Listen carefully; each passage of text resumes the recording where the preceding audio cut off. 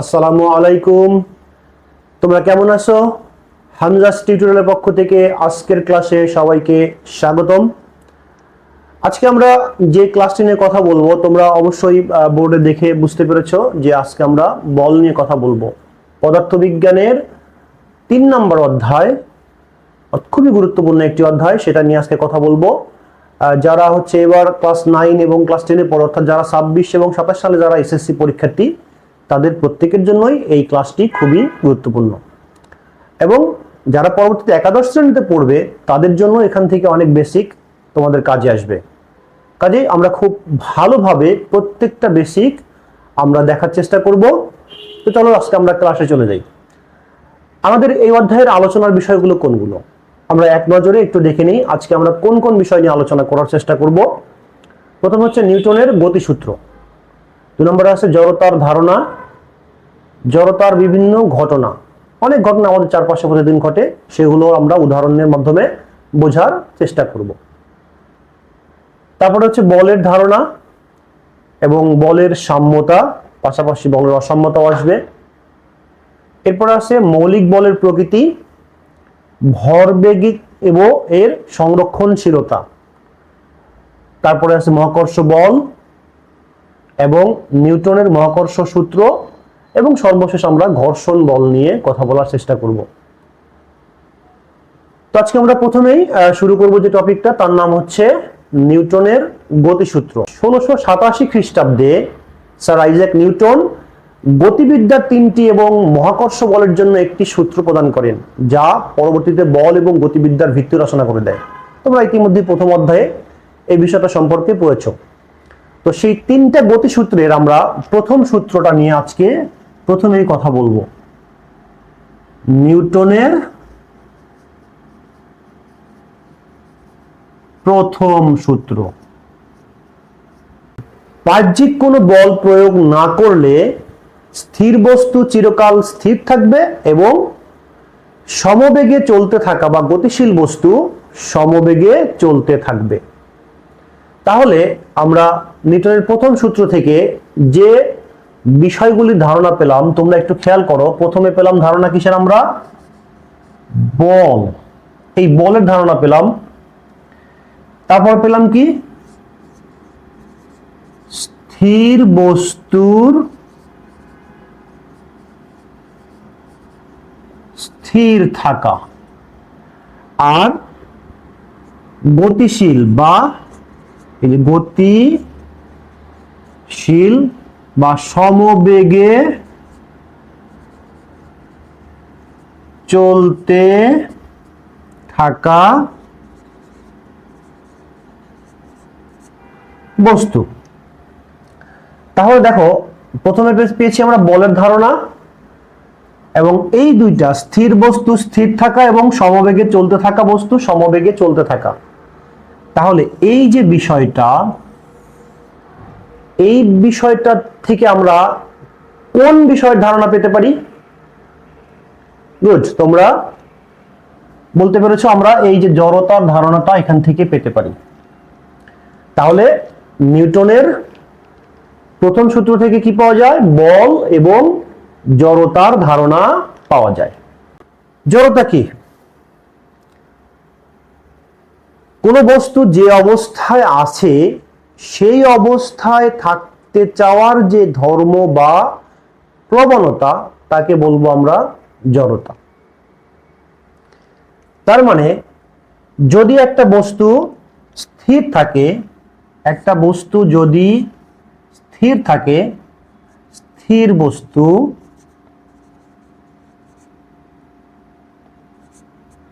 তবে এই বস্তুটা চিরকাল স্থির থাকতে চাইবে।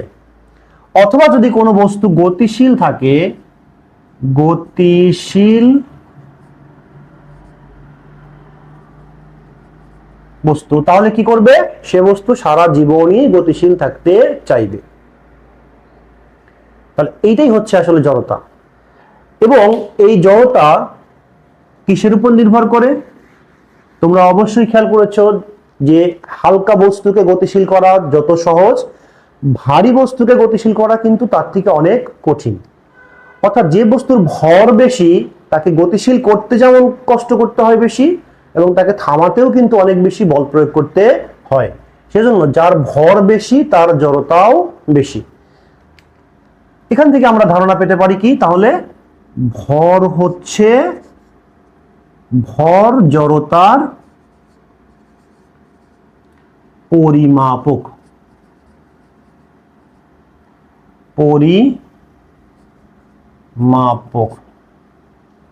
তাহলে ভর হচ্ছে জড়তার পরিমাপক। এই জড়তা কয় প্রকার? জড়তা সাধারণত দুই প্রকার। কি? প্রথমটা হচ্ছে স্থিতি জড়তা, দুই নাম্বার হচ্ছে গতি জড়তা। স্থির বস্তু চিরকাল স্থির থাকতে চাওয়ার যে ধর্ম বা প্রবণতা তাকে বলবো আমরা স্থিতি জড়তা। তাহলে আমরা এবার দেখব স্থিতি জড়তার বিভিন্ন ঘটনা। তোমরা অবশ্যই বাস অথবা রিক্সাতে অনেকেই জার্নি করেছো বা ভ্রমণ করেছো। তো বাস, স্থির বাস যখন হঠাৎ চলতে শুরু করে তখন কি করে? যাত্রী পিছনে হেলে পড়ে। এর কারণ কি? এর কারণ হলো স্থিতি জড়তা।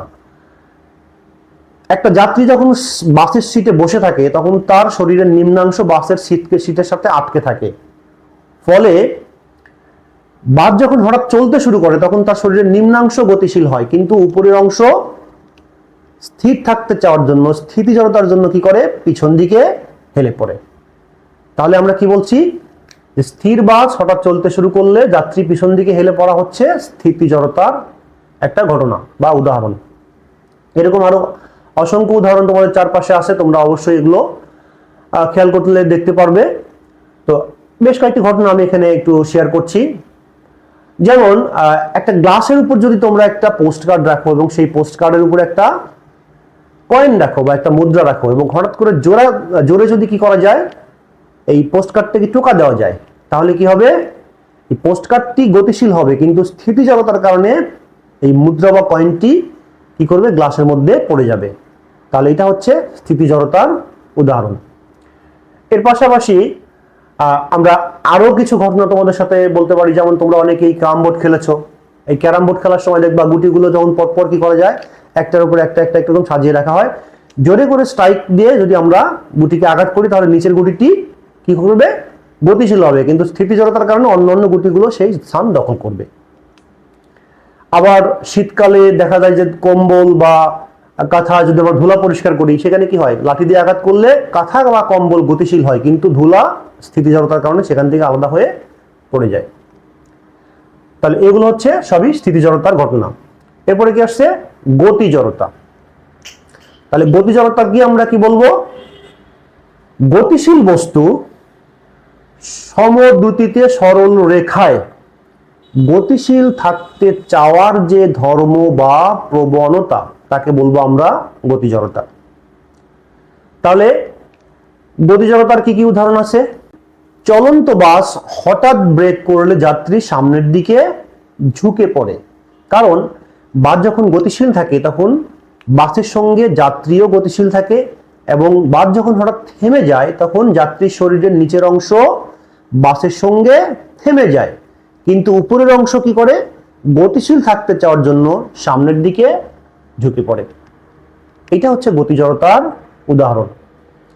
আরো উদাহরণ হচ্ছে কি, তোমরা যদি কোনো বাস বা ট্রেনে কখনো ভ্রমণ করো তখন দেখি তোমাদের হাতে যদি কোনো বল থাকে, সেই বলগুলো যখন আমরা উপর দিকে কি করব? ছুড়বো, তখন দেখা যাবে কি সেই বলটা তোমাদের হাতে এসেই পড়বে। কারণ কি?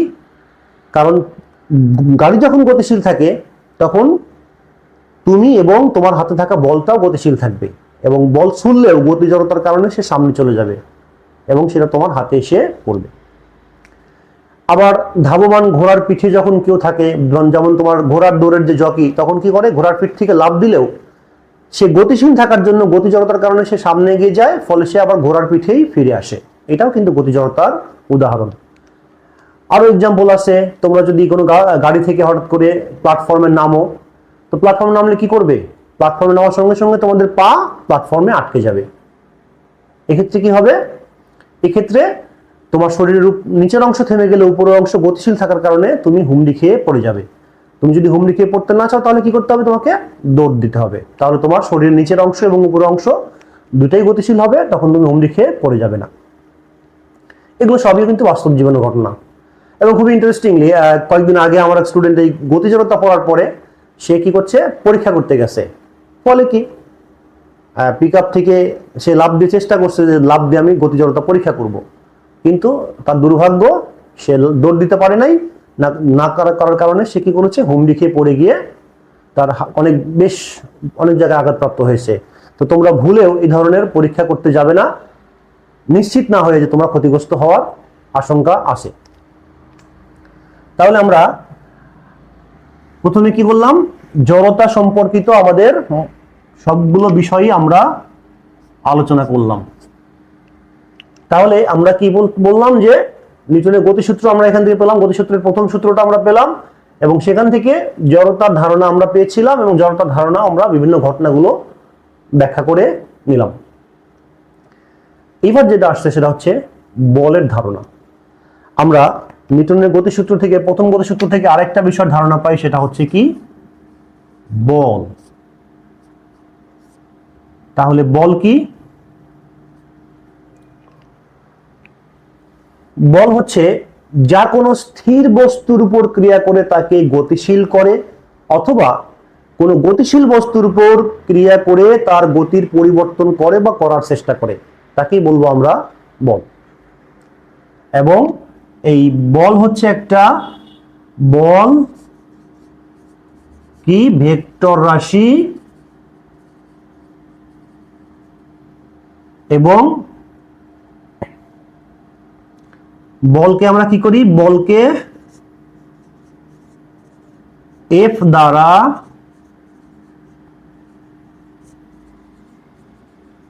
প্রকাশ করা হয়,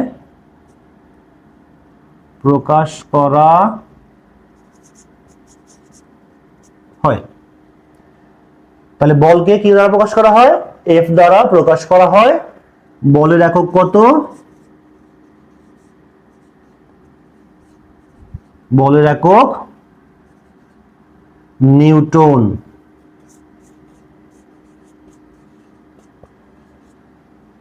নিউটন হচ্ছে কি, নিউটনকে বড় হাতের এন দ্বারা প্রকাশ করা হয়। আর বলের মাত্রা কত,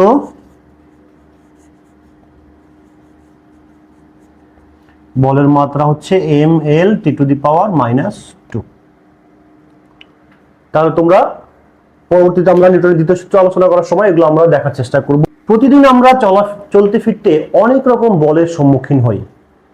তাদের মধ্যে প্রথম যে বলটি হচ্ছে, এটা হচ্ছে বলের সাম্যতা বা সাম্য অবস্থা এবং অসাম্য অবস্থা। তাহলে আমরা বলতে পারি বল দুই ধরনের, একটা হচ্ছে কি সাম্য বল, আর দুই নাম্বার হচ্ছে অসাম্য বল। তাহলে সাম্য বল কি, একাধিক বল যখন কোনো বস্তুর উপর ক্রিয়া করে বলগুলোর লব্ধি শূন্য হয়, অর্থাৎ বস্তুর ত্বরণ শূন্য হয়, তখন বলা হয় বস্তুটি সাম্য অবস্থায় আছে। আর এই সাম্য অবস্থা সৃষ্টি করে যে বলগুলো, সেই বলগুলোকেই বলা হয় সাম্য বল। যেমন আমরা যদি একটা দৃঢ় অবলম্বন নিলাম, সেখান থেকে যদি আমরা সুতার সাহায্যে একটা বস্তুকে আমরা ঝুলিয়ে দিই, তাহলে কি হবে, ধরো বস্তুর ভর হচ্ছে m, তাহলে m ভরের বস্তু কি করবে, নিচের দিকে একটা বল অনুভব করবে, এটা হচ্ছে বস্তুর ওজন বল। আর এই ওজন বলকে সেটা নিচের দিকে ক্রিয়া করছে, এবং বস্তুটাকে সুতার সাথে ঝুলিয়ে দেওয়ার কারণে সেটা কি করছে, সুতা তাকে উপর দিকে টেনে রাখছে। তাহলে এখানে কি আছে, একটা টান বল। এবং দেখো যে এই ওজন বল এবং টান বল পরস্পর কি করছে, একদম বিপরীতমুখী ডিরেকশনে ক্রিয়া করছে, যার কারণে এই টান বল এবং ওজন বল এই দুইটা বলের কি লব্ধি শূন্য হয়, অর্থাৎ এই বস্তুটি m ভরের বস্তুটির কোনো ত্বরণ থাকে না। এক্ষেত্রে এই ওজন বল এবং টান বল দুটাকে বলবো আমরা সাম্য বল। তাহলে এখন যদি আমরা এই সুতাটাকে কেটে দিই, কেটে দিলে কি করবে, তখন এই এম ভরের বস্তুটি নিচের দিকে পড়তে থাকবে, তখন এটাকে বলবো আমরা অসাম্য বল। তার মানে অভিকর্ষ বল হচ্ছে একটা অসাম্য বল। আবার যদি বস্তু সাম্যতা সৃষ্টি না হয়, অর্থাৎ অসাম্য বল কি?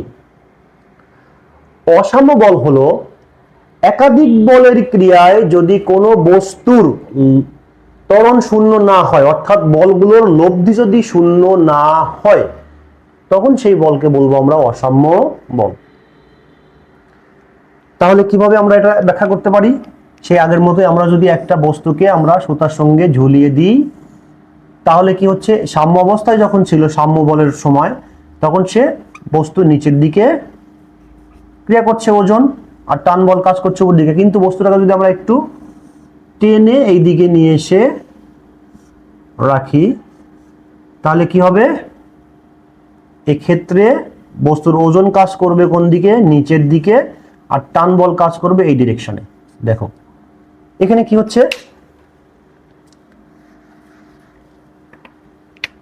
এই বলটা কাজ করছে এই ডিরেকশনে, আর ওজন বল কাজ করছে এই ডিরেকশনে। ফলে এই দুইটা বলের লব্ধি কখনো শূন্য হবে না। আর এই দুইটা বলের লব্ধি যখন শূন্য হবে না, তখন কি করবে, এই বস্তুটি আর সাম্য অবস্থায় থাকবে না। তার মানে এই বস্তুর মধ্যে একটা ত্বরণ সৃষ্টি হবে। ফলে কি করবে, এই ত্বরণের কারণে সে কি করবে, এদিকে ওদিকে সে দুলতে শুরু করবে। তার মানে বস্তু এখানে আছে, পরের অবস্থানে কোথায় যাবে, পরের অবস্থানে সে এখানে চলে যাবে, অর্থাৎ বস্তুটি দুলতে থাকবে। এইটা হচ্ছে অসাম্য বলের উদাহরণ। এরকম আরো অসংখ্য অসাম্য বলের উদাহরণ তোমাদের চারপাশে আছে। আশা করি তোমরা এগুলো প্রত্যেকেই পর্যবেক্ষণ করবে এবং তোমাদের ধারণাগুলো স্পষ্ট করার জন্য অবশ্যই এগুলো নিয়ে চিন্তা করবে এবং বইয়ের সঙ্গে মিলিয়ে দেখবে। আমরা বলের ধারণা পেয়েছি, বলের সাম্যতা আমরা ব্যাখ্যা করেছি। এছাড়া আরো দুই প্রকার বলের বিষয়ে আমরা ধারণা পাই। সেটা একটা হচ্ছে কি, প্রথমটা হচ্ছে স্পর্শ বল, আর দুই নাম্বার হচ্ছে অস্পর্শ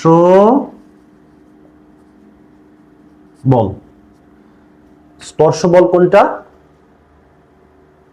যে বল সৃষ্টির জন্য দুটি বস্তুর প্রত্যক্ষ সংস্পর্শের প্রয়োজন হয়, তাকে বলবো আমরা স্পর্শ বল। আর যে বল সৃষ্টির জন্য দুটি বস্তুর প্রত্যক্ষ সংস্পর্শের প্রয়োজন হয় না, তাকে বলবো আমরা অস্পর্শ বল। যেমন দেখো যে একটা বস্তুকে যদি আমরা ঠেলতে যাই, তখন বা অথবা এটাকে যদি আমরা টানতে যাই, তখন কি হবে, এই যে ঠেলা বা টানার জন্য বস্তুকে স্পর্শ করতে হবে। আবার এই বস্তুটা যদি কোনো একটা সারফেসের মধ্যে থাকে, তখন কি হবে, এই সারফেসে চলার জন্য কি হবে, এই বস্তুর গতির বিরুদ্ধে একটা বাধার সৃষ্টি হবে, বাধাদানকারী বলের সৃষ্টি হবে। এটা হচ্ছে ঘর্ষণ বল বলে, যেটা আমরা অধ্যায় শেষে আলোচনা করব। তো এই যে এই টান বল, ঠেলা বল এবং হচ্ছে ঘর্ষণ বল, এগুলো হচ্ছে স্পর্শ বল। ঠিক তেমনি আমরা চুম্বক বল, তড়িৎ বল, মহাকর্ষ বল, এই ধরনের বলগুলোকে বলবো আমরা অস্পর্শ বল। কারণ এগুলো বস্তুর মধ্যে মানে সৃষ্টির জন্য, এই বল সৃষ্টির জন্য সরাসরি স্পর্শের প্রয়োজন হয় না। এইবার আমরা আসবো কি, মৌলিক বলের প্রকৃতি। প্রথমে আসছে মৌলিক বলটা আসলে কি। আমরা বলছি মৌলিক বল যে সকল বল মূল বা স্বাধীন, অর্থাৎ যে সকল বল অন্য কোনো বল থেকে উৎপন্ন হয় না বা অন্য কোনো বলের কোনো রূপ নয়, সে সকল বলকে বলবো আমরা মৌলিক বল। এই মহাবিশ্বে যত প্রকার বল আছে, প্রত্যেকটা বল আমরা কি করতে পারি, চারটা বিশেষ ধরনের প্রকারভেদের মধ্যে এটাকে আলোচনা করতে পারি। তাহলে সেই চার ধরনের বলগুলো কি কি?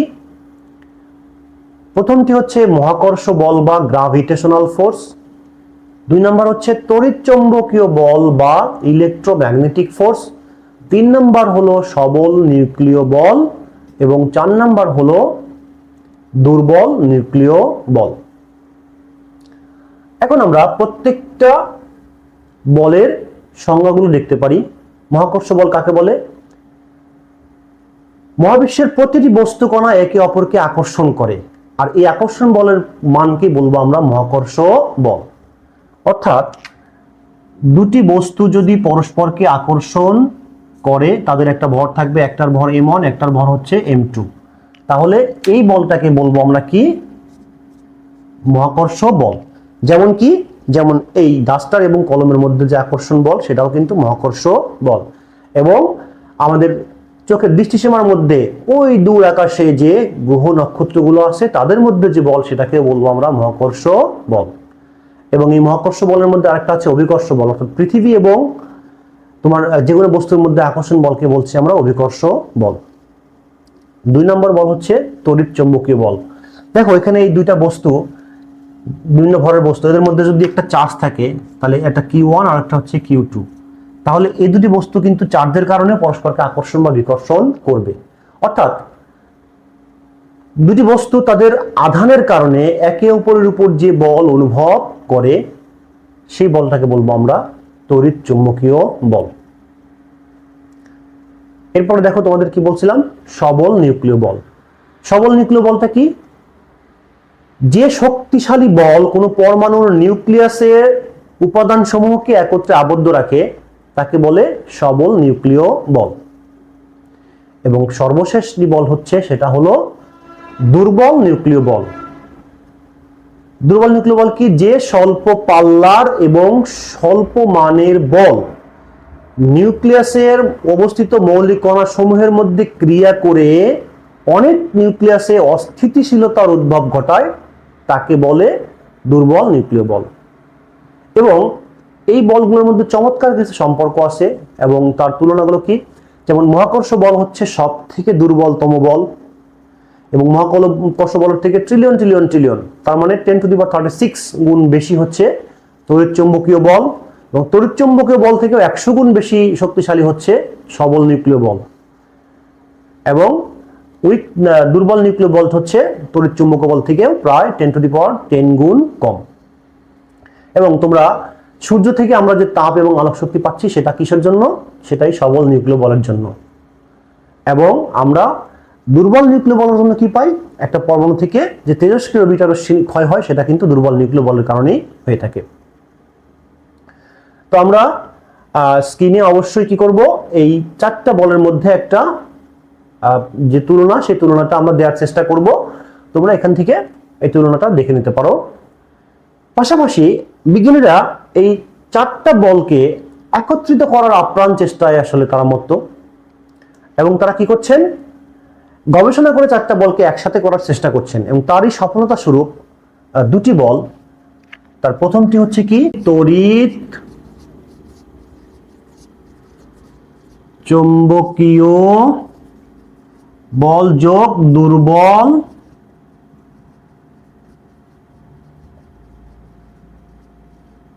নিউক্লিয় বল। এই দুইটাকে এক করে তারা নাম দিয়েছেন কি? ইলেকট্রো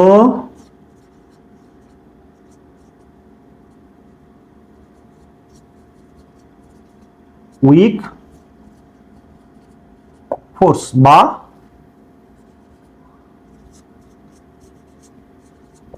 তড়িৎ দুর্বল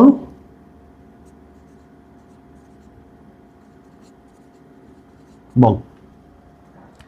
তাহলে আমরা যদি এই ব্যাপারটা চিন্তা করে দেখি, তাহলে আমাদের টোটাল মৌলিক বল হচ্ছে কয় প্রকার হয়? 3 প্রকার হয়। কি কি? কি? মহাকর্ষ বল, 2 নম্বর হলো তড়িৎ দুর্বল বল, এবং 3 নম্বর হচ্ছে সবল নিউক্লিয় বল। তো আমি চেষ্টা করেছি তোমাদের এই বিষয়গুলো, নিউটনের গতিসূত্রের প্রথম সূত্র, জড়তার ধারণা, জড়তার বিভিন্ন ঘটনা বা উদাহরণ, বলের ধারণা, বলের সাম্যতা এবং মৌলিক বলের বিভিন্ন প্রকৃতি, এগুলো তোমাদের সামনে একটু বিস্তারিত আলোচনা করার চেষ্টা করেছি। আশা করি তোমাদের ধারণাগুলো ক্লিয়ার হয়ে গেছে।